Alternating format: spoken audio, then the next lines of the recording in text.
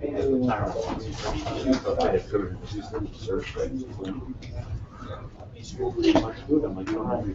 do you want to sit over on your chair on the side? I used to be a waiter. I can balance 5 plates on each hand. So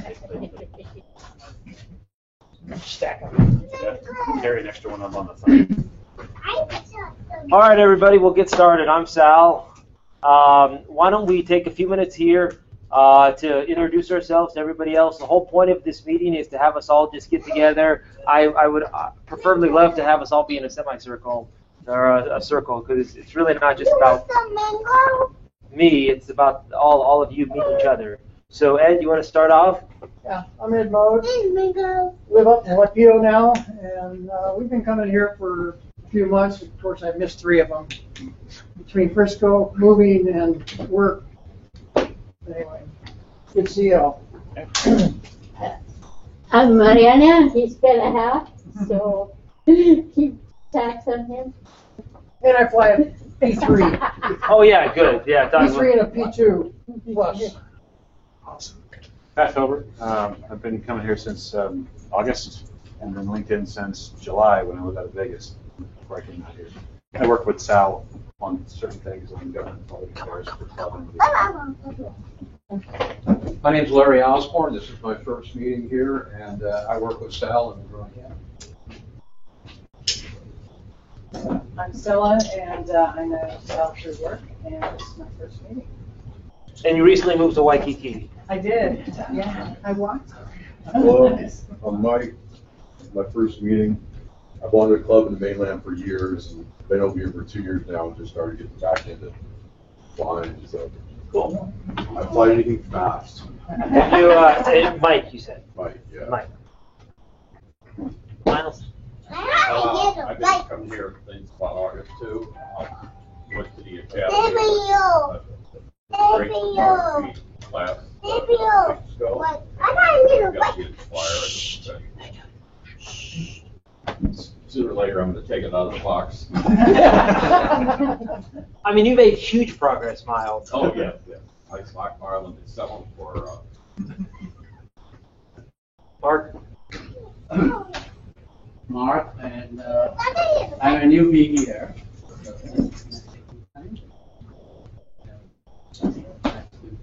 Get to know you and learn a few tricks from you. My name is Nathan Condi.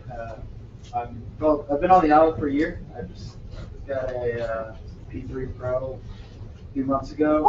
Just tried it out. Really testing some of it. And I'll learn more about it through the group and everybody else. Cool. And where do you live at? First, Kapolei. Kapolei, west side. Yeah. Okay. Yeah. I know. All right. Twice a month they go out there. Yeah, the My restricted name's zone. John McDivitt. It's my second meeting with the club. I've taken a couple of classes, style over at the academy. Just getting used to my P3 standard. Just getting it out there.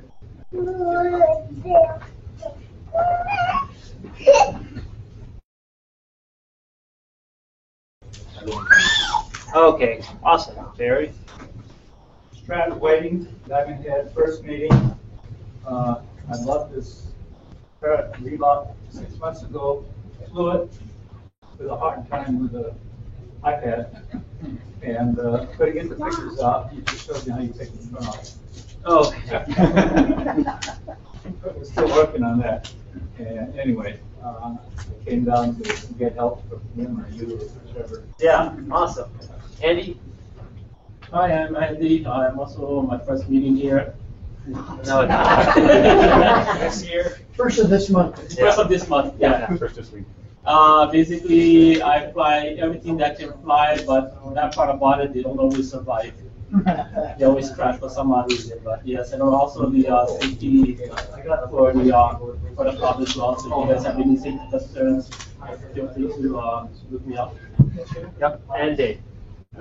David Jenkins. This is my first meeting. I've been working with Sal now for, what, 5 weeks? Sure. Yep. That's about right. A little bit more, honestly. Yeah, almost 2 months. Okay, well, we'll get started. So I'm going to try to project my voice because we're also streaming this for people out there in the internet. So online, they should be able to see the slides as well. So we'll just quickly go through this for people's first time. Just a 2-minute orientation as to the academy. I mean the club. Oops. There. Where are you streaming it on? I'm doing Google Hangout. Are you going to be here both virtually and physically? I just might as well put it in the system. If you go to our Facebook page, it's the link's right in our Facebook page. Okay, so the mission and vision of the club: promote responsible, productive, and enjoyable use of unmanned systems around the Hawaiian Islands. Our vision: create a savvy community, comfortable with emerging technologies, and competent in its industrious use. So basically the idea behind that is we're not an RC club, we're a drone club. We define drones as a system that incorporates some level of autonomy or automation. So for your Phantom, it has a GPS and it has a flight controller. It does a lot of onboard computations there. We're not just limited to aircraft. I guess if here in the future we could have unmanned or autonomous vehicles and underwater systems. I guess that could all apply. Right now, it's just mainly aircraft. But so that differentiates it a little bit from the RC community. Okay, so the initial overview for the housekeeping. At the end of the night, just ask you to pick up your chairs. Marco, where do you want the chairs to go tonight? It's fine. We'll put them away tomorrow. Okay, all right. There's some water here. Don't make a mess. Please take out all your own trash. There's a bathroom right here if you need to use the bathroom. And then if sometimes at the end of the night, conversations can run long, people talking to each other, just talking story. The business is closed. So Marco and Miles are really doing us a solid in being here. But just at the end, in a regular pace, we can just make ourselves out so we don't have to take up so much of their time. And then with that being said, does anybody have any announcements? You want to save your stuff for later? Yeah, I got it. Okay. In the Okay. slides. So one announcement is that Larry and I attended an FAA update today with some local regulators, a guy named Ed and a guy named Tim, who are the local FAA regulators. And one of the things they brought up was for commercial operators, actually just for everybody, an awareness of the heliports. That is something that the FAA is now saying you also have to keep 2 miles away from them if you're operating commercially. And I wrote them a question: if you're operating as a hobbyist, how do you treat heliports?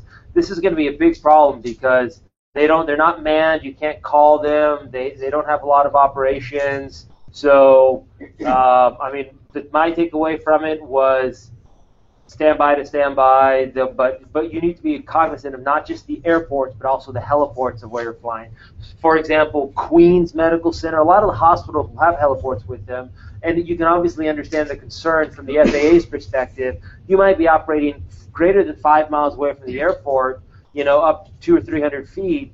You think you might be fine, but if you're near somebody coming in for an emergency, medical situation, now there's there. So just the general consensus is just be aware of where you're flying and what airports or heliports are around you. So. One thing on that, now that we're living up there in Waipio, I've noticed a lot of helicopter operations going on between Blue Hawaiian and all the tour helicopters, and also the Army, and they're flying right over H3 in that area, or H2, and there's a lot of activity. So, and of course, the restricted area involves where we're at, but you step a few feet away and then you're out of it. But the name of the game is you're still going to be real vigilant. Yeah. On these guys because yeah. They're flying lower than 400 feet. I know that for a fact. I'm looking at them. Case in point, the helicopter just went into the water. Yeah, this morning. Yeah. It was literally 10 feet off of where the memorial was. Had it been 10 feet further, it would have impacted the actual bubble rock area. But it went right to the water. The 5 people were fine. Thank God for but that. it was auto-rotating on the way in, Yeah. so he apparently lost his engine in the air pocket. Yeah. So smashed right in the water. Yeah. So that's So lucky. He was only 20 feet off the ground. Yep. He was at that point. Now it's a national park area, which means there should not be any Flying birds in. flying at all. But Right. there's always people who know. I found that out over in Frisco because I was hoping to fly over there. San Francisco is so restricted right now as far as any UAVs flying, period, on the coastline, especially around the Golden Gate Bridge and a lot of the parks and all. So anybody that wants to go over there and do any flying, they're going to have to go elsewhere. It's they really put the kibosh on all this. So, I used to fly in the field at Antioch, right at the bottom of the windmills there. Yeah. That great field, actually. Many times there. One of the fields. Used to live there. But now, the closer you get into the cities, the more obviously they're really restricted. they have to be. You know. But You gotta watch the national forests also because they've had so many problems and in fact, last year when they had the big fires over there, up in Mariposa, they had a UAV crash into one of the firefighting helicopters and killed both the pilot and co-pilot and they put the kibosh on anything. Where was that? Mariposa, up in California. Oh, Yeah. similar to when everyone used to start flying choppers in the field. You know, there was a learning curve for about 2-3 years there until they all figured out how to work together. You know, unfortunately, this is more FPV, so you can't get out of line of sight, so you can go longer range. Mm-hmm. You know, but it's just gonna be a learning curve next 3 or 4 years. So figure it out. On both sides. Yeah, but it's just, you know, it's just like, I'll fly anywhere, man. As long as it's safe and there aren't kids in the park or something, I'll throw it up to 15 minutes. I don't care. You know, as long as I do it safely. It seems to be the rule, you know. I've had you stop by and watch me and not say a word and drive off when I'm done. You know, it just depends, you know. I mean, if they're playing soccer and there's 100 kids out in the field, obviously, Yeah. you know, you shouldn't be flying there, you know. I mean, just use common sense. And a lot of these accidents that are happening wouldn't be happening, you know. But people aren't coming from an AMA background; they're coming from a private background. Or no aviation experience at all, yeah, right? Yeah. So, So that's one, Mike. One of the things I know this is your first meeting on our website, the Hawaii Drone Club HawaiiDroneClub.org website. We list all of the approved,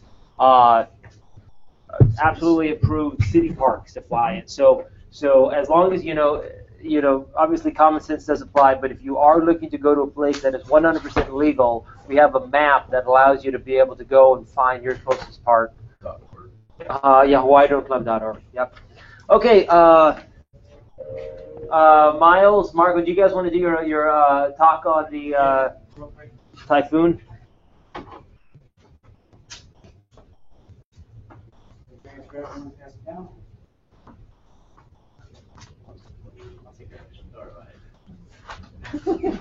Hey, Sal, we had 3 more people come in. Maybe they want to say who they are.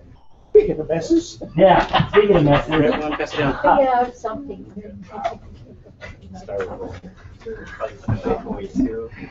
Another new toy. Yeah, new toy, guys. So we recently got visited by our guy that works for Typhoon, or actually Unique, and he brought these cool pamphlets for the Typhoon H.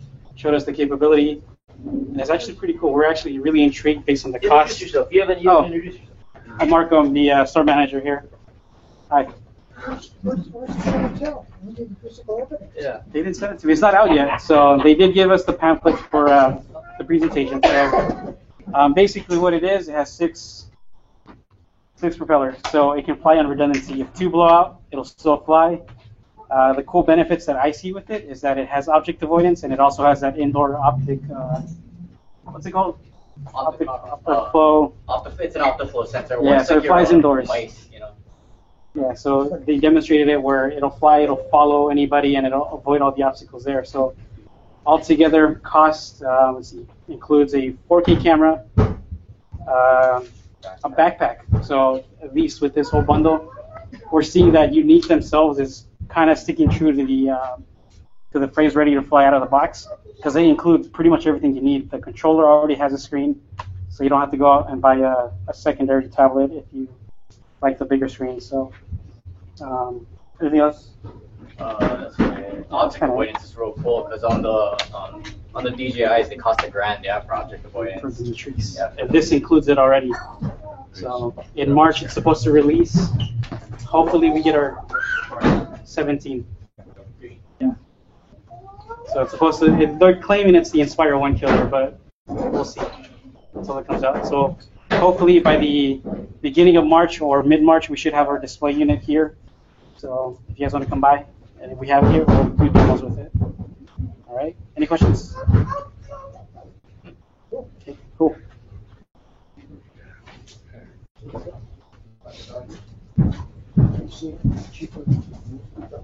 Can the people who are brand new introduce themselves? Put you on the spot. Sorry. Sorry, Pat. My name's Christian. I've had a drone for 2 years now.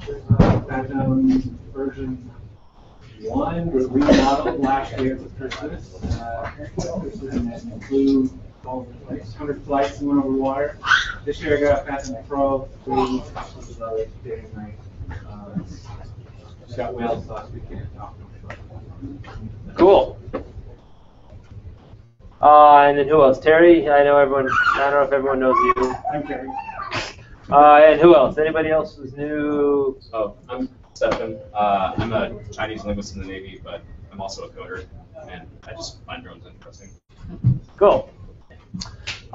So just quickly about the whales. Do you want to talk about what you found out about the whales and you're aware, just so you're aware of issues with species? Yeah, the thing with there's another federal agency, NOAA, National Oceanic, whatever. Atmospheric Administration. Atmosphere in the water. Yeah. And they've established additional guidelines related to manned aircraft, people, and now unmanned aircraft. Unless you have gone through their extremely rigorous, this is why I want to go near one of these things, like a whale or a 1,000 feet standoff above 1,000 feet. Now, since you can't go above 400 feet, So is there a lateral distance? Laterally 300 feet. So as long as you're laterally 300 feet away, yeah. And then add, the idea is not to disrupt the air in the water. Yeah, it's like if I'm a person in a boat, I can't be, unless I'm cleared on like a whale watching tour, 300 to 400 feet away. 300 feet. Is that considered, I guess, above? I'm just trying to figure out. So horizontal. The 300 feet away horizontal. Yeah. So I can still be up. Yeah. You can be up to 200 feet. Yeah. 1,000 foot high, 300 foot. Yeah. Right. Yeah. I'm sorry, of course, the FAA guidance is 400, no higher than 400 feet, so there's a little bit of a conundrum here. 600 foot conundrum. Now, if you want to go through the process, I can send you a link. It's extremely arduous. There's a doctor who spent like 2 years with 50 people doing it. If you Google whale snot count, you'll be able to find his thing, because he's trying to go over the whales and collect their, when they breathe out, he calls it snot collectors. So you can figure out their lifestyles and how they're doing. It's cool. It's easier to do with the drones. But the idea is not to disrupt their normal. Yeah. So I don't say that to rain on your parade. It's just that, as a drone community, our whole thing is to educate each other, and just so you know. So that's actual, not guidelines from the way. That's actual. You will not do it. So if they catch you doing it, you can't do it. I mean, same thing. I guess you're not. Whales under the water by 30 feet. Yeah. That's. And I guess because with the monk seals and stuff, you're not supposed to be around them here on shore either. So I guess it's the same type of mammal, whether it's killer whales, monk seals, especially monk seals, because they're endangered. Whales, that kind of thing. If you happen to be zooming along and you see one, you were not there intentionally. Therefore, it's like, oh, cool, snap, snap, snap. Okay, now I'm done. Because you're not trying to mess with them. They can hear this because of the vibration, especially with this. Yeah. Okay. Cool. All right, moving on. So these are for the first timers. These are our 4 mission areas for the club. Encourage all of you to become club members. It's just a great way to kind of support your community. Our 4 mission areas: education, advocacy, outreach, and fellowship.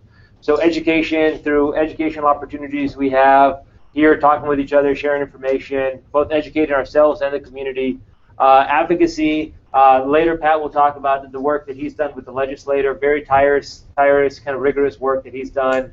And then outreach going out, and John recently wrote a letter for the local airport, the control towers, to let them know about drone policy and what exactly people can and cannot do. So that's the way we go out and we give back to the community, either through the Boy Scouts, Girl Scouts, or whatever events got going on. And then lastly, flying in fellowship.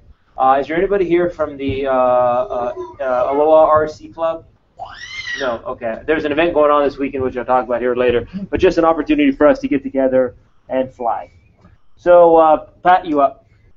We get the registration deadline on the 19th, Friday, as mandated via the FAA. We still don't know how many people actually own them. They estimate about 500,000. 340,000 folks have registered, so you can see there's a little delta in there. But the idea is to get you registered, even though that says register your drone. You're not registering your drone, you're registering yourself. You're getting an N number, so you can put on however many drones you got, how many you trade with people, that kind of thing. Because that seemed to be the path of least resistance. The issue now is, and then what happens on a Saturday, the 20th, or Monday, Monday is 22nd, 21st, because there's some pretty severe penalties for not registering, which is not advocated by anybody but the FAA. Upwards of 3 years in jail and $27,000. So how are they going to go out and find the folks that didn't register? I'm not really sure, other than maybe stopping people going, can I see your number? Well, what really happens on Saturdays is that it's going to cost $5. Basically. So registration period doesn't end. We can continue to It'll register. just cost $5 to register instead of being free. So let me show everybody. For those of you who It's not an N number. right, no, yeah, that was a misspeak. It's not an in number. So I put the link. Unmanned aircraft registration. There we go. So you just click here. This will take you to register my UAS. You click on register my drone. If you do it before the 19th, it's free, and then you have to just put that number on there. And so, honestly, everybody should do it. It's mandated, and it really just speaks to you. You don't give really a lot of information. It's just for you for accountability, so that you know that the FAA knows that you're not supposed to fly higher than 400 feet. You're supposed to fly within line of sight. You're not supposed to fly in your stadiums or airports. It's just a small way for you to start feeling that you have some level of accountability for when you're going out there and operating this potentially dangerous aircraft. Did I see that the AMA membership is actually equivalent to registration because you're still registering? No, they wanted to do that. Right. The AMA was really pushing hard, but then the AMA reversed their course and said, just go ahead and pay $5. I think in the future they're probably going to work that into your AMA membership. But so we are a club, 5239, AMA Club 5239, and so they said just go ahead and do it, and it's free right now. Okay, so tomorrow's the deadline. Yes. Yep, 18th. So you register yourself. You have to put a serial number or anything on there. Nothing to do with your drone. You don't even have to own a drone. Oh. You can just. So you're just registering it, and you don't have. I thought I heard they were going to give you a number. And Yeah, you they give you a number on the You get a number. internet. They give you a 10-digit number that you're supposed to put on your aircraft. And so if you have two, you use the same number. Same number. For every. And the thing is, it's weird because it not only applies to drones now, but it also applies to every model aircraft out there. Even our regular airplanes now, we have to put the FAA number on. Okay, so I can use it doesn't have to be like a half Right, inch. that's tomorrow. Whatever you're right, right now. Whatever makes you happy, Yeah, you can do. You don't have to put anything on it. Oh, I got it. Just that 10-digit number. Just keep that number. Right. You actually have to put it on the. We have to put it on the drone, but there's Well, no that's what I mean. You requirement have that they to be put a certain size, whatever. I just printed out That's address it. labels and just stuck them on. Yeah, there you go. Oh, that's what I was trying to do. And one misconception is that number does not equate to a commercial number. Yep. So if you want to fly your drone commercially, you need to go get an IN number and register your drone as a unmanned aircraft system. So, I got it. all right, Start getting into good. I'll pass my card around. This is what I got from the FAA. This has got my number on it. You have to hang it around your neck. No. They tattoo your arm. So you have AMA number, you have an FAA number. Right. I have my Put it inside my M case. number because my Right. transmitter on my Right, quad yeah. is 600 Yeah. milliwatts. It's Yeah. over half a watt. Right. So I have to. Yeah. I have an FCC license. Yeah. To commercially broadcast Yeah. 5.8 gigahertz. Yeah. So I got my Yeah. AMA number and also my FAA number Yeah. on the drone. Okay, all right. Well, good. That was a lot of good discussion. I don't know what the phantoms are broadcasting at, but I would think the wattage output on those and the transmitter, if they have to be FCC compliant or not, if they need an amateur license to broadcast that frequency. See, if it's over a quarter watt, I think they have to. Yeah, you know, I will 250 milliwatts. I will avoid that question for now, Yeah. Mike. Sorry, I'm getting a little Okay. too deep. All right, let's keep going. Okay, so to let everybody know, we are an AMA club. So Mike, you already know about the AMA. Sounds like you know about the AMA as well. Okay, so the benefits of the AMA is that every AMA member does not have to be a member of the Hawaii Drone Club, but every member of the Hawaii Drone Club needs to be an AMA member. Okay, does that make sense? So our dues are $115, which includes the $75 AMA fee. So if you are already an AMA member, then your dues are just $40. So, but the national dues go to big AMA, and that gives you your limited liability insurance, a monthly magazine, access to the AMA site, you know, all that stuff. Now, the $40 that you would pay to the local club would go to insuring all the flying sites. So, for example, I just spent $355 of club funds, which really are just my funds until people pay me back, insuring all the parks. So all the parks that are listed as FAA approved, or excuse me, county approved parks are now AMA insured flying sites. And then we also have another park that's hopefully coming online over in Waikele. And then when we do outreach events like that, paying for the insurance for if we're going to do something, like for example, we're doing something here at the convention center, and that costs some money as well. So if you're not a member, please join. It's $40 for a year. I feel like it's a pretty good deal. It also goes to all the education and events we have. Okay, so that's probably not exactly accurate now, but about 20 members, paying members. And so one of the things is when you join, I'll ask for your AMA number as well. So we try to keep who our AMA member, who's in the club, and who of those, and what their AMA number is. So yeah, that's why we're in the hole right now. Those are the things we do. This is the fellowship. This is a map we have. The idea here is that you can tag yourself geographically. Oh, you can tag yourself geographically so you can meet up with other people. So you'll be able to say, hey, I'm a West Side flyer, I'm an East Side flyer, I'm a North Shore flyer, and then you can, through the club, meet up with other people who are, you know, similarly geographically based. So when you want to go out and fly, it's always more fun to fly with a friend. You know, it has nothing to do with me. You guys can just link up with each other and go out and have a good time. So, and Miles, I think you and Brad, you've done that recently. You've done some flying with some guys. So, okay, all right, moving on. John, do you want to talk about the letter you just wrote recently? Yeah, I drafted up the letter to let Sal take a look at it. Basically, some of the airports, I know particularly over on the west side, I'm getting the name on, I know that it's John Rogers Field, but it's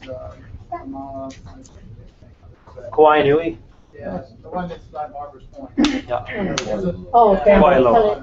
There's a lot more commercial. Yeah, there's a lot more aircraft going out of there now. So, like I said, it was a new flyer first time, so I called them and I said, hey, I want to fly my drone. I'm about 3 miles out, right around UH West. They said, absolutely no. The drone's within 5 miles. I'm like, okay.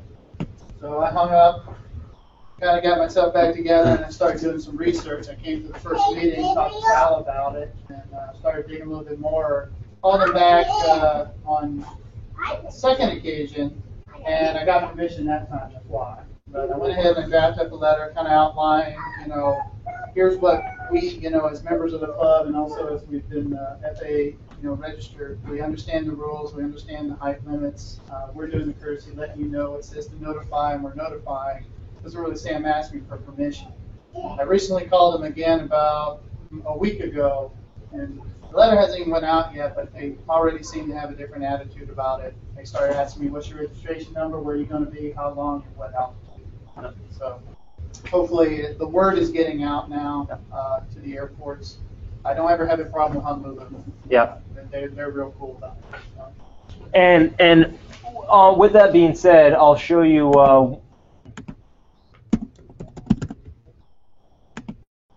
Right. If you do need to call these numbers, they're right on the front of the Hawaii Drone Club's webpage. And then, John, you said that's a new number there, right? Yeah, so I will change that shortly. So you just contact them, and that's your way to get a hold of the tower. So this is a great example of us just policing ourselves, working, to be responsible drone flyers, give the community a good name, and also not just educate ourselves, educate other people about it. Because I'm sure whoever that was, on the tower. It was a quick knee-jerk reaction. Drone, sky, hear me? No. Right. Yeah. Okay. Well, John, thank you for writing that letter too. Okay. So calendar events. So things we have upcoming. So this is a call for volunteers. This coming Sunday, the 21st, we're going to be doing just an educational opportunity over at the Pearl Ridge Mall. Vex Robotics has invited us to come out there, and we're just going to have an educational booth. The point of it is to just go out there, hang out, explain the rules. Honestly, you guys wouldn't believe the questions we get. Like I thought drones were illegal. Like no drones at all in Hawaii. No, they're legal, and here's how you can fly them. But a lot of people just have a lot of misunderstandings. So if you want to come out for a few hours at any time, you can just come hang out. It's a great opportunity to meet people, talk story, and just, do some outreach. Demonstrations?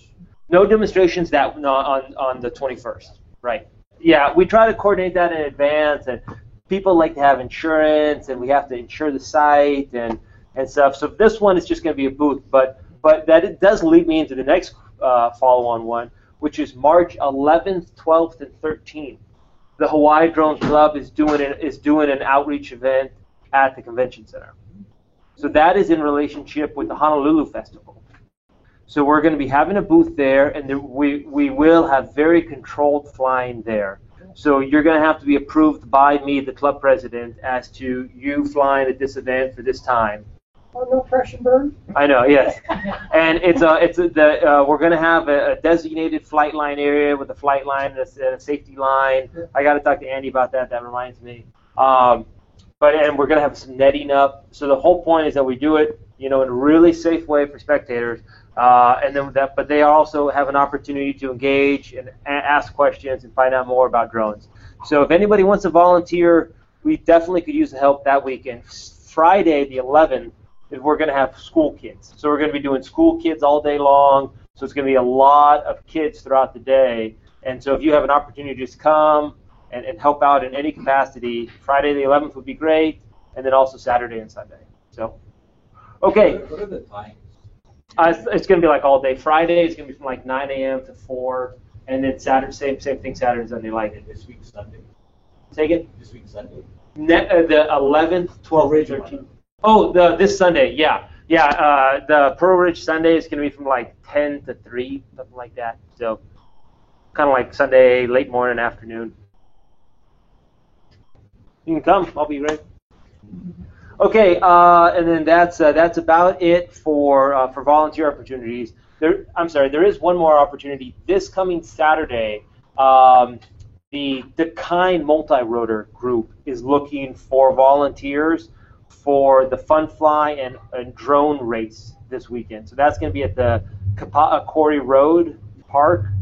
So they're looking for people at about noon to help set up all the drone racing activities. So they're going to have drone racing, which involves people flying through pylons and gates and pillars and stuff. So if you want to go out there, you can help set up. I'm sure somebody will, give you a little stick time or let you wear some FPV goggles. But Part of the bigger event. Right, it's part of the bigger event. And do you want to talk about that now? Yeah. Okay. Okay. I think it's on the next calendar. All right. What a segue. There it is. Oh, there it is. What a segue. Where'd it go? Up one. No, that's not it? No, the one above. Oh, I should actually read the slide. Yeah. There it is. Okay. Yeah, so what I got is I spoke with the president of the Aloha RC Club, Aloha State RC Club. It was originally for something else for my work that fell through, but I'm like, hey, we need to let folks here know, as well as the rest of the community. This is their second annual. It's a larger event. It's for folks to come out, fellowship, outreach aspect, to see what's going on, everything from fixed wing to helicopters to drones. And they're working with the Dakine folks to get the quadcopters out there because the RC Club doesn't really have them, but the president wants to expand more into them. And so they're going to set up a, like Sal said, an obstacle course. So you'll have that going on at the same time as some of the other stuff's going on. There's plenty of room out there for it. Parking, kind of fun, but I actually had it on the slide there. Oh, sorry, I Show didn't. where it was. If you're not familiar, it's in out Kailua side. If you're going towards, there's two ways to get there. If you come off of H3, you take as you're headed towards the Marine Base, you take that last exit before the Marine Base to get off on Kailua. Go down, there'll be a high school on your left, and there's a quartered road entrance on your right. This is not it's technically an asphalt road, but it's got lots of potholes and stuff because it goes out to the landfill, so just kind of go slow and watch your tires. The other side is you come down to Pali, and you headed towards Castle. It's literally second to last stoplight before you get to Castle Memphis. It's the quartered road. Take a left there. Here's a guy selling some rice products and stuff. Yeah, there's what's the Jardine Academy. Take that left right there. Just go all the way down past the trailhead, and then out of the blue there'll be the transfer station, and then there'll be this place here, and kind of see where it is in relation to Marine Base and all that. And it's literally, I don't know if you can blow that up, Sal, or expand it. Yeah, I The can top do one anything. actually is the one I'm trying to get. Blow it up. And literally somebody carved out an RC model aircraft field there, and it's active a lot. And, there's always somebody out there during the day. And the various clubs go out there and use it because it's within the 5-mile ring for hiring a Marine Base, but it's acknowledged that it is an operational field, so the Marines don't fly around, or don't fly over, they fly around. But it's 2 days. They actually set up tomorrow. It's kind of a practice run for them. So if you have time and interest, you can go watch them set up and start doing it. Saturday, Sunday is the big deal. It's when they're having all the stuff if you want to fly. Bring your stuff out there. It's going to be obstacle course if you want to fly an RC aircraft. $25, and they'll have a guy that do quick instruction. There'll be food out there. It's supposed to be a big event. I'm going to go just because I thought it was a great idea when it worked. My military boss said, absolutely not. You're out of the place to be. Like, come on, it's a team building, and like we found on team building. But I highly encourage going. Stuff like these is starting to expand. Sal already noted with the Dakine guys, they've already been a race. We have a big race coming up in October. Let's look at another slide. If you go to the next slide, Scott, you already talked about the Honolulu thing, but I threw that on there. Oh, okay, thank you. So yeah, so that's the Honolulu event, and yeah, just for everyone's awareness, this is a Drone World Racing Championships out there October 17th through 22nd. So that's out at the Kuloa Ranch. That's our education booth.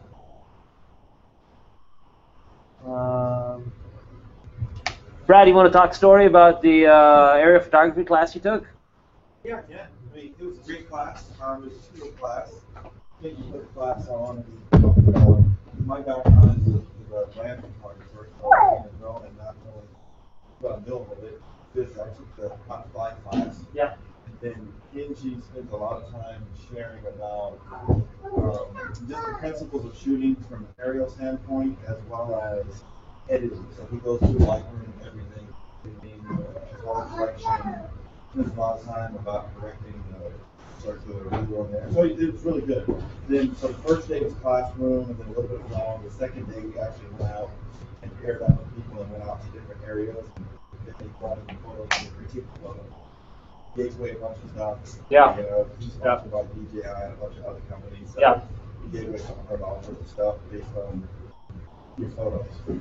So it's good, and actually I'm going out with him on Monday, we're gonna shoot again, we shot that day, so. Okay, cool. It's good. It's worth it, it's well worth the price. Yeah.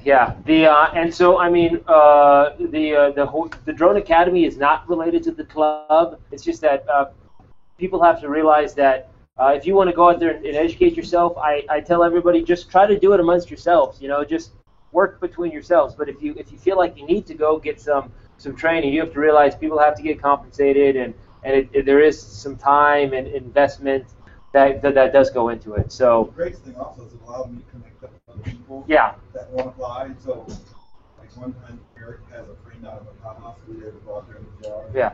Do some amazing stuff, and we connected up with another group of people from that class. Yeah, I mean, it's all just about a community. I mean, honestly, I'm not going to be the president forever, and it's just about everyone meeting each other. So, When would be the next class? One coming up, fixed wing one coming up on the 27th.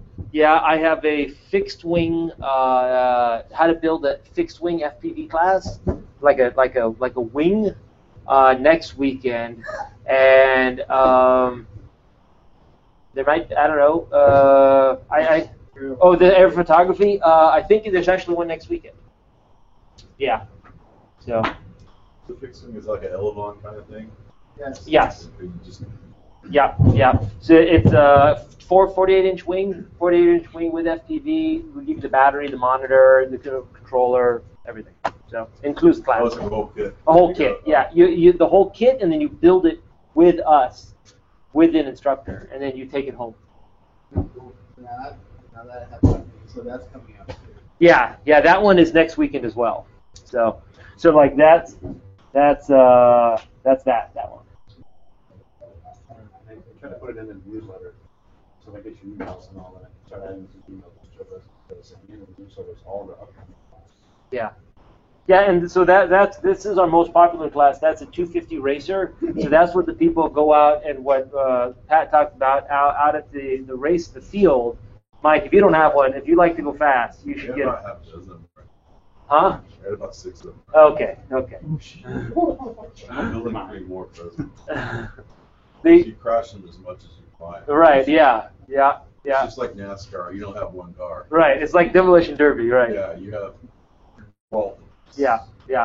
So if you don't have a drone, it's a great way to get into the hobby. They're about half the price of a Phantom, and you get to learn how to build it and fly it. So Crash index is about $50. It's reasonable. Yeah, right. You know, Yeah. and some of the bigger 450 helicopters, your crash index is 200-300. Oh, yeah. It's just a crash index. It's the same as the helicopters. Yeah, I mean, These are and very it's like, reasonable. yeah, I mean, Andy, how much have you spent sometimes on crashes? I mean, hundreds. Per crash, easy $600.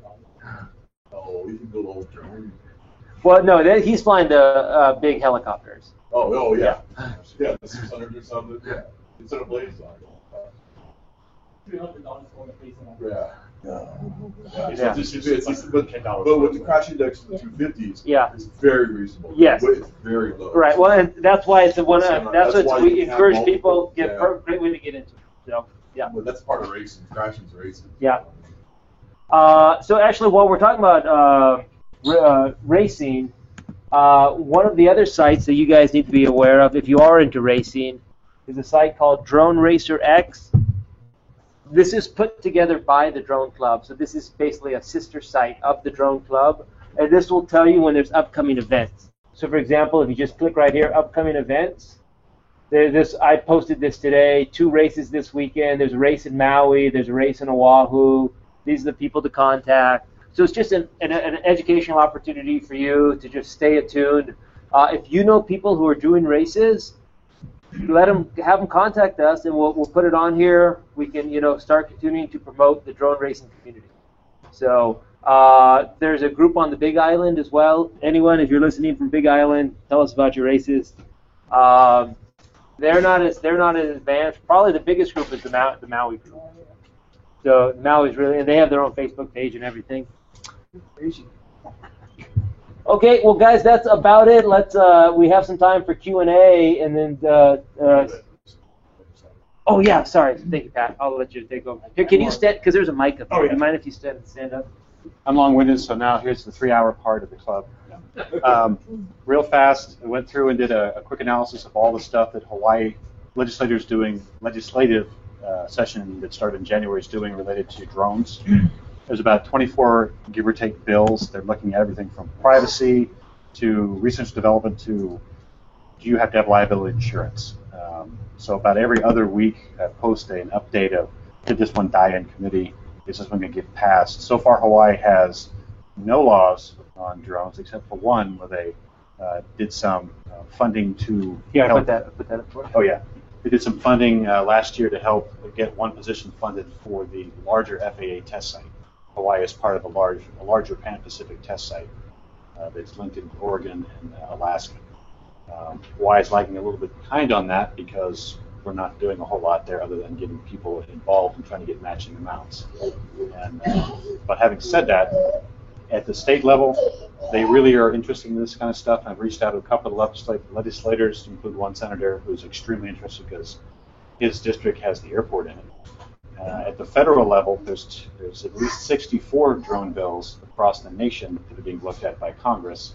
2 specific ones that just came out, House Bill 4441, which is also called AIRR, A-I-R-R, and that's specific to, hey, let's really get the FAA moving, because it's also kind of linked to the new FAA reauthorization bill that will come out this year, because the last one came out in 2012, which only seems like yesterday.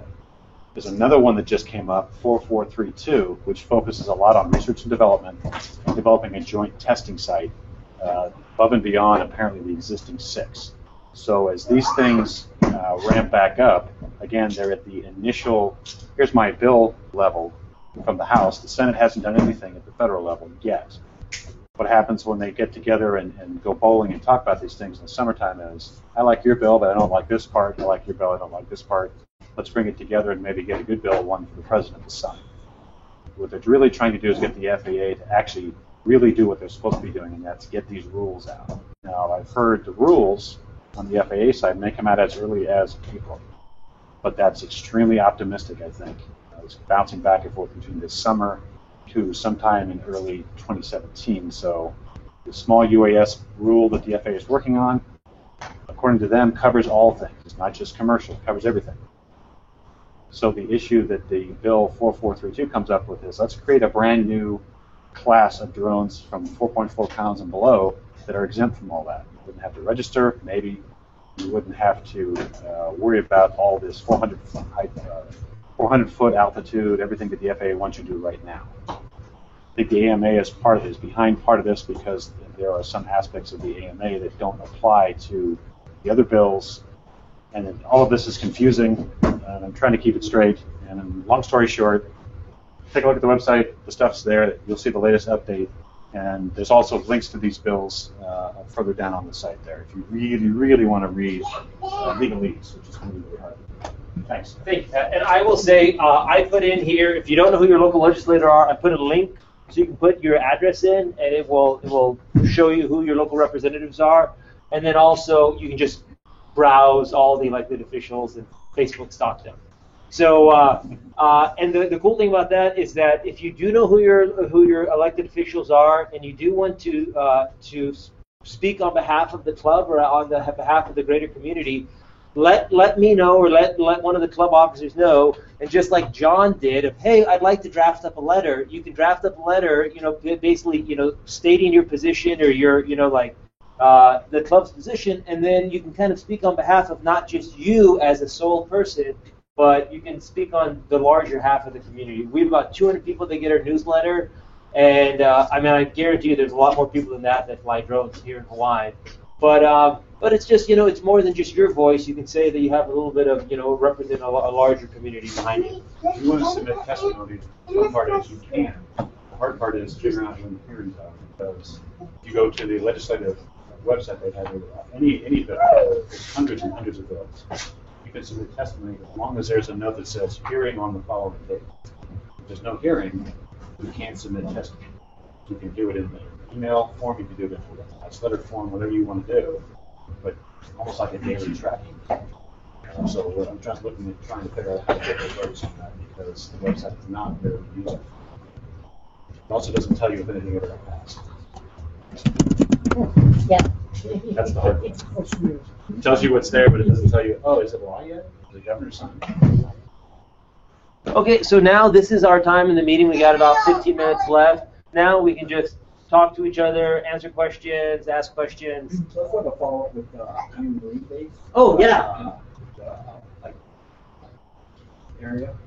There's a lot of talk, and they're actually going to seal right now to back up something. Been in the works for about 3 weeks. The only people out there right now are flying is Paradise Flyers on Sundays. And even if you call the control tower, you know, and I was talking to the guy there, and he's like, we're pretty everywhere. But they really thought they needed to put something out because there's so much people looking at flying drones.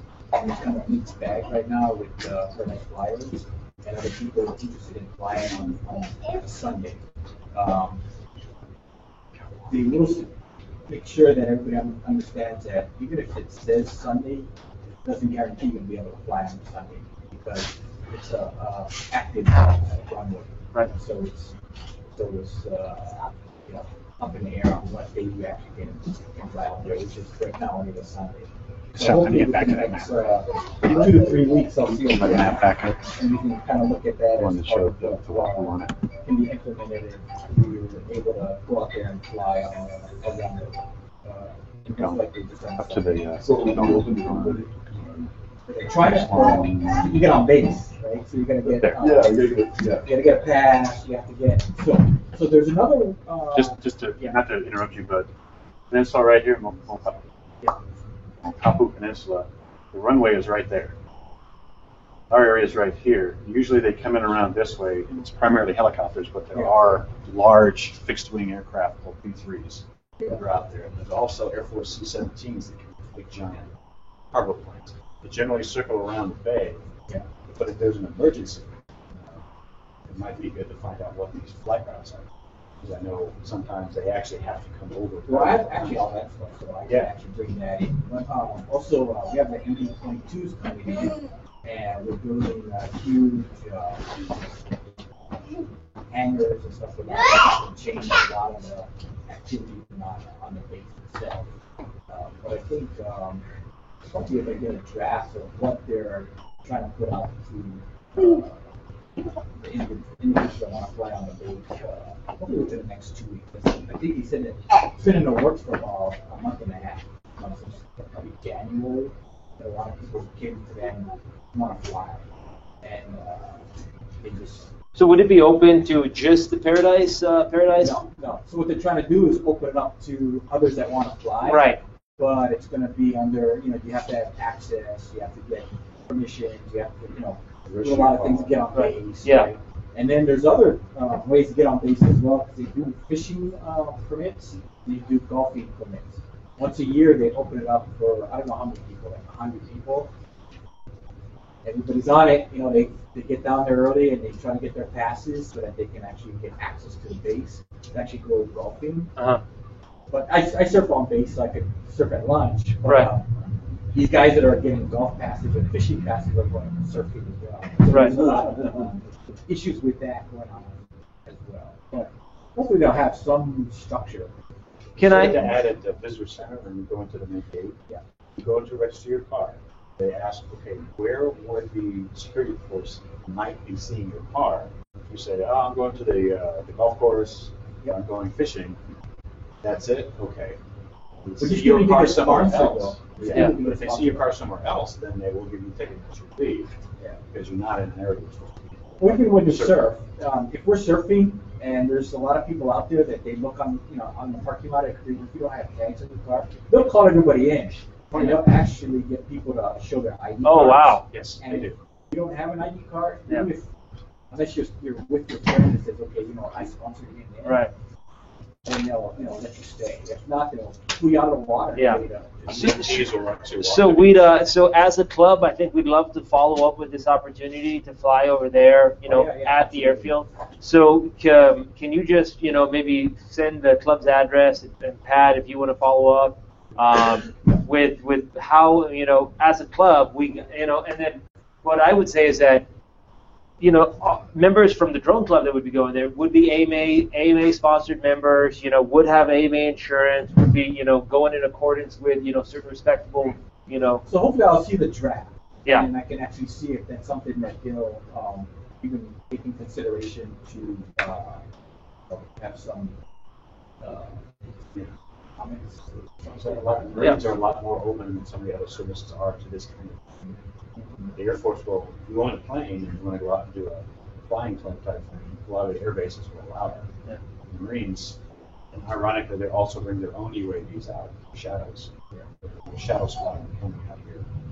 So there needs to be some competition. They told me that it's easier if it was commercial based. So if you have a commercial license and you're doing that kind of flying, it's easier to get actually access to the base. Because you're a business. Yeah. Because that's a pretty standard process for them. Anybody else have any other comments? Thank you for bringing that to the club. Questions? Anybody just have any questions or general comments? I have. Sir. Besides, I didn't know about the racing, but that sounds like a lot of fun. Yeah. I got my thing to take pictures of my racing pigeons. Oh, And- racing but pigeons. Other than that, I can't see any interest in just flying it. You get bored real quick. Well, I'll tell you, if you look at some of these photos were taken by... Well, that's what I mean, the photo part. The photo part. Just flying it. Yeah, I mean, I don't know anybody who just, they fly to practice flying. That was one of the things Brad commented on, was that if you want to get good at photography, you need to be comfortable flying first, and then you can focus on doing photography, And you got to be comfortable with the equipment. Right. I mean, It's a lot to learn all hanging at out once. with Kenji, he's a daredevil. So nobody here is just going up to fly a little while. I mean, I think people go fly. Like, you guys just go fly. No, I fly for her. Ed, probably, are you just a fun flyer? I fly and I photograph, but when you don't fly, then you need to go out. You need to practice and get used to that bird again, because the minute you make one mistake and you're trying to take a picture, down you go. Yeah. Okay, or you're doing filming. So the iPod is pretty hard to operate. Yeah, with an iPod. Yeah, with an iPad. Yeah. I mean, iPad. Well, one of the other classes that we offer with the Academy is a photography drone you can build. You build basically you build your own 650, or I think it's a 450, sorry. We can go out and you can and fly as well. So that's one of the other classes we offer. But it's really, photography is one of the main things, yeah.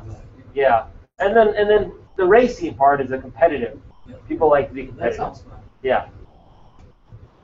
Anybody else, questions or comments they want to share with anybody?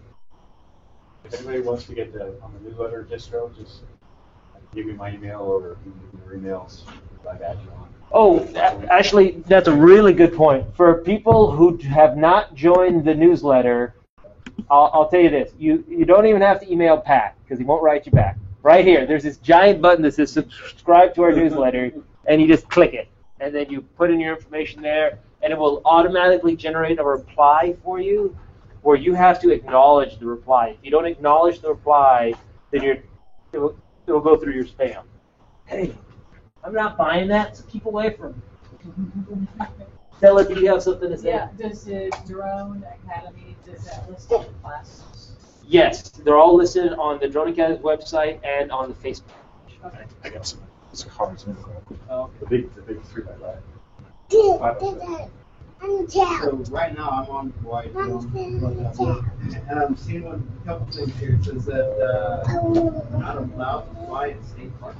Like Cocoa Head? Cocoa Head, you're not allowed to fly to Cocoa Head Park? But what about Sandy's?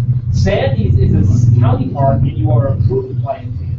But that's within the Cocoa Head. No. Sandy Park is its own.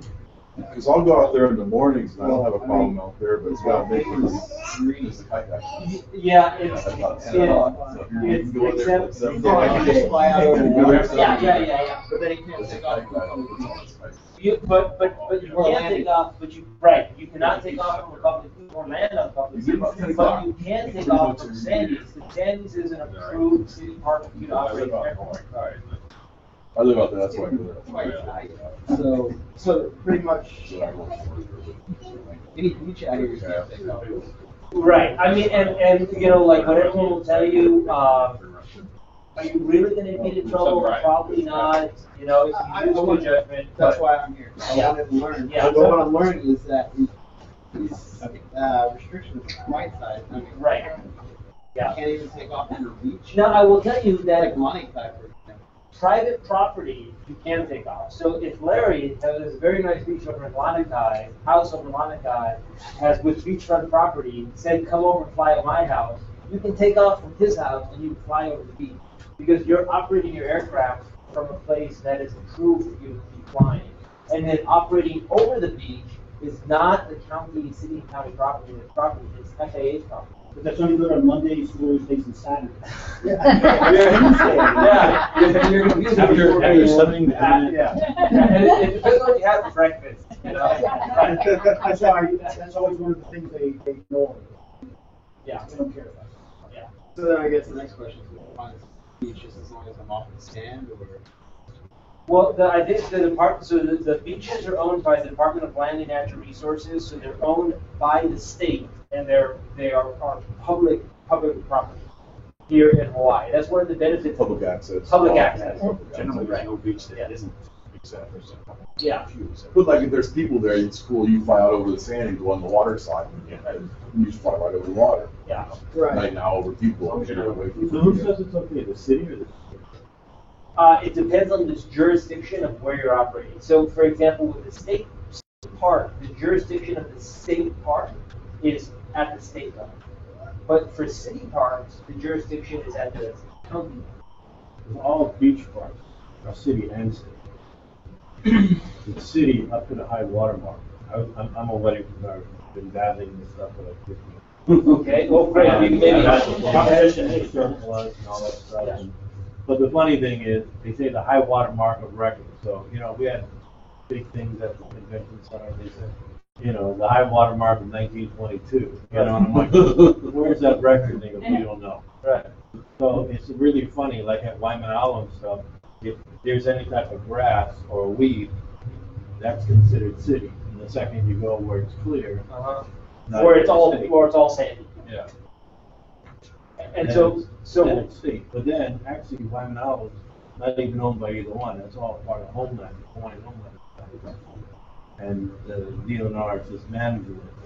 So when you shoot photography, I got permits for everybody. So you have to get a permit to shoot at city and county. You do. City and county, you have to go to the city and county office. The state is online, but you have to have the insurance in place. Right. And it has a whole bunch of bullshit rules that says, I agree to this. And for years I didn't get the permit because I told the guy I don't agree to any of these things. You know, and it's like this FAA thing. It's just so full of, you know, like the state. If you do a wedding on the beach without a permit, they say it's a $5,000 fine. I said, how do you get that number? You know, they just pulled it out of the sky. To say if I don't have some drone numbers on, I'm going to do 3 years in jail and get $25,000 fine. That just seems a bit like the Big Brother threat that, you know, Big Brother always likes to have, you know. It's just ridiculous. But every time I go to take off, I haven't flown in like 2 months. Because every time I'm going to take off, I was at China Wall the other day out in Fort Lauderdale, and I was just setting up my drone. I was going to take off, and then all of a sudden this fire helicopter goes by right at eye level. I didn't even hear them. That happened to me too. And they're just like, wing, and I'm like this, like, fuck this. And I put it back in the bag. And I said, I'm not going to be that guy on the news film. Well, I didn't see him, you know. Right. Yeah. I know Buzz Sandy's too when I'm flying at Sandy's. I can see him coming in. I'll either land or I'll just do little passes. You know, do passes and let the choppers go over, and then I'll start flying. Sandy's, most of the time, they're offshore. Yeah, but not the Coast Guard. Man, sometimes the Coast Guard goes right over the tower, man. They come right around the corner of Cocoa Head and go right back in, right over you. You know, and I'm up in the air. You know, I'll try and bring it down as quick as I can, just on a real low altitude. I'm going like, hey, you're under 500 feet, you know. I actually have footage because I was flying. I'm looking, I'm like under 400 feet. I'm like, okay, wait, and I hear a plane coming. I'm like, okay, and I'm looking in the camera because I can't see it here. I'm like, okay, where am I? And I look, and as soon as I put my camera down, Thank you, Better. Oh, wow. And I was like, That- are that you guy kidding is me? now not- He's a good Dude, dude. I've he's seen not it 3 times. He lost his cocoa hat. I was out, Alan Davis, just flying along the coast, getting a guy, along the coast. All of a sudden, I see him going right by Cocoa Head, literally like 100 feet from the top of Cocoa Head. However, there are some caveats to the FAA and manned aircraft. So you mean people are actually violating the rules? There's a civilian helicopter that does that in Cocoa Head too. That does a tour one, yeah. Yeah. It's a 4-seater, Yeah. or 2 in front, 3 in back. Yeah. And he'll buzz around Cocoa Head and come out of nowhere really low too. So if you write down, so the thing is to write down the date and time and their tail number. And you can go to the FAA's website. Yeah, number, yeah. The tail number, yeah. And you can tell them, hey, I saw this aircraft out here during this time, and it was acting in an unsafe way. And people do that to drones, And so, I mean, not to say that, this is just a pissing contest and people getting, they need to operate responsibly, we need to operate responsibly. It's an education thing on both sides. But people should be, Well, that's the thing that scared me of the Coast Guard coming around the corner. But I'm standing, I saw the guy's face in his helmet. He was that low above the palm trees. I mean, he was. With the Coast Guard, because they're a federal organization, if they come in that low, there's usually a reason why. They weren't searching or circling nothing. They just buzzing right. They were just cruising right up the coast. You don't need a reason to flag that. Yeah. I was Navy pilot. You don't need a reason to do that. And the rules aren't any different for military aircraft than they are for unless you're in a restricted area. So we should get tail numbers and dates and times. Well, yeah, I threw it on the ground as quick as I could because he was coming. The Coast Guard guy probably doesn't know that it is an authorized drone. It's a landing field for the hand gliders. Yeah, It's exactly. an LZ. It is a designated LZ. Yeah. Well, it's the same thing as like you see trucks drive by. How am I driving? Here's my truck on the call. You do the same thing. Well, it's really So important. the way to We're stop buzz it, up the coast, the way for problems to be safer is just get the end number. And the guys at the FAA will be grateful. I mean, they're coming in circling stuff, obviously looking for something. I get it. Yeah. She was just doing his little morning run, about 8:30, 7:30 in the morning. Just right above the lifeguard tower, right above the parking lot, right above the palm trees, just, to where I could see his eyes in his helmet sitting there. He knows better. So I think they're just doing a little buzz up the coast in morning, and So, guys, unless anyone has more questions, that kind of concludes the meeting. But I think the general consensus is, as a community, practice safe, responsible drone use. So, our next meeting, March 18th, which is the third Thursday of March, probably going to be here. There's a potential that it's going to be maybe over at the airport. We can rent a room at the airport as well. So that's Thursday. Thursday, yeah, 17th March. And then the other option is also if there's a lot of West Siders that we start doing an event on the West Side. So kind of with a show of hands, who's from the West Side? Kind of. You guys are West-ish. Yeah. West-ish. Okay. This too. Yeah. Okay. Sorry guys. I think. Yeah, I was gonna say I'm coming in. There's no traffic. Right. It's a short drive. Yeah. Yeah. So I think we'll stay in the downtown area for now. They're very generous to give us space for free. So, okay, guys, that's it. Stick around, ask me any questions or. Just do it online. Yeah, you want to just do it online? Yeah, you can pay online right there. Hawaii Drone Academy store. I'm not a member either, so. Okay. We'll do that. I'll Sure. do it when I get home. Okay, yeah. Did you see here? Let me show you where. I got Right, it. Hawaii Drone Web store. Got it. Yeah. Cool. I was having a problem trying to find your mentions of the parks that were legal. Yeah. And so this is what. Yep. Go to home and go to here, local drone regulator. Local drone regulator. And that's weird. Yeah, it should. Oh, here it goes. Here it goes. I'm trying to get my way around. Right there.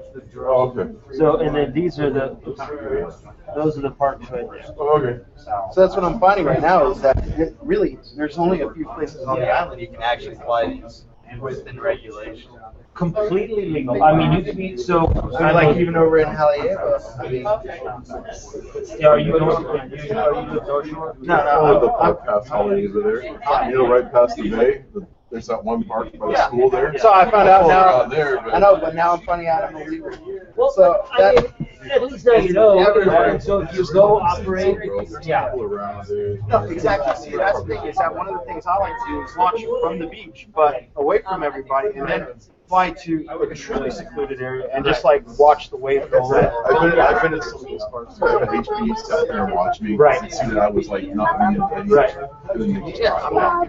see, I'm responsible, but at the same time, is that They don't even know. I don't even want to. They don't even know. They don't even know. They would come up to you and go, hey, excuse me, sir, you're not supposed to be doing But I don't want to You're like, oh, okay, no problem. No, see, exactly. I don't want to be that guy that's like, oh yeah. They're just looking at your quality of flying. They're just looking at what, how Being you reckless. do. A reckless flight. No, but even more so is that, I mean, they've made it to the point that it's just